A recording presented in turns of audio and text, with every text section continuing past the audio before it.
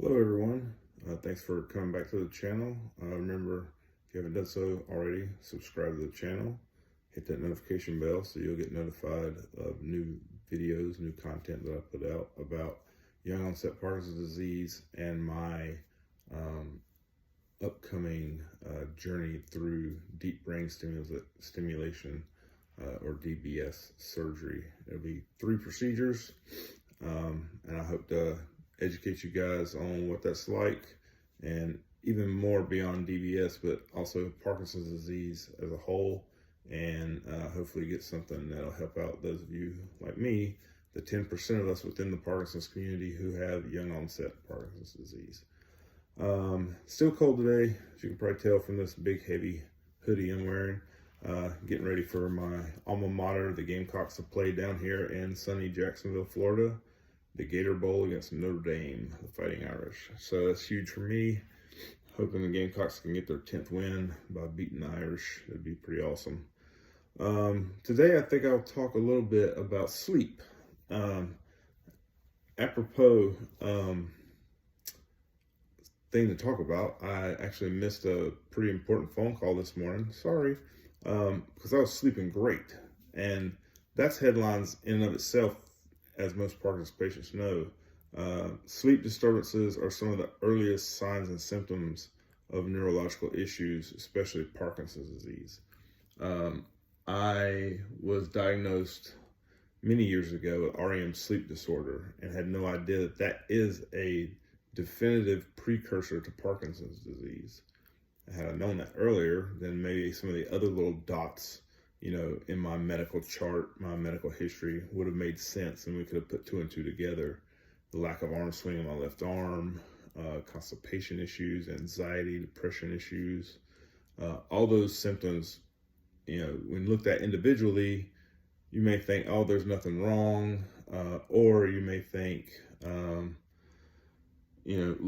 down a path of diagnosis and treatment for something that is really just a symptom of the true root cause, the true problem. In my case, it was Parkinson's disease, a young onset of that in my 20s, actually, even though I wasn't diagnosed until I was 38.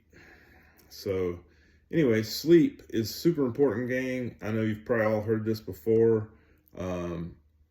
Whether you're an athlete or just, someone who suffers from fatigue and during the day, you're working at 9 to 5, you got the long commute to and from work, your day kind of gets away from you and you're just constantly feeling tired. That has a real negative impact over your output, your productivity, your mood, everything, man. You got to have good sleep.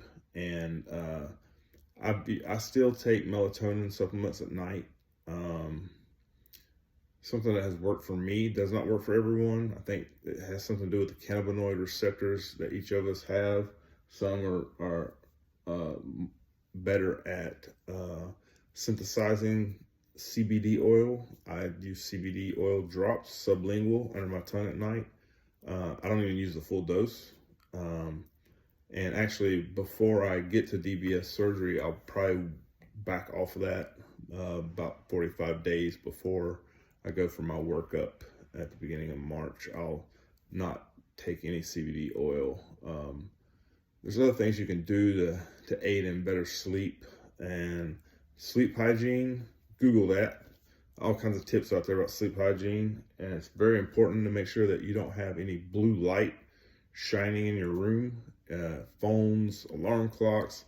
In my case, my bedroom sits off of a very small, almost anteroom type hallway from the kitchen. And a lot of your kitchen appliances now, for whatever reason, they make them with blue light. Cover that stuff up. It's terrible for your sleep. Another key thing, one of my earliest videos, or a couple of my early videos, you see me outside. Early morning sunlight is key to melatonin production and your body's natural alarm clock, if you will, to wake you up.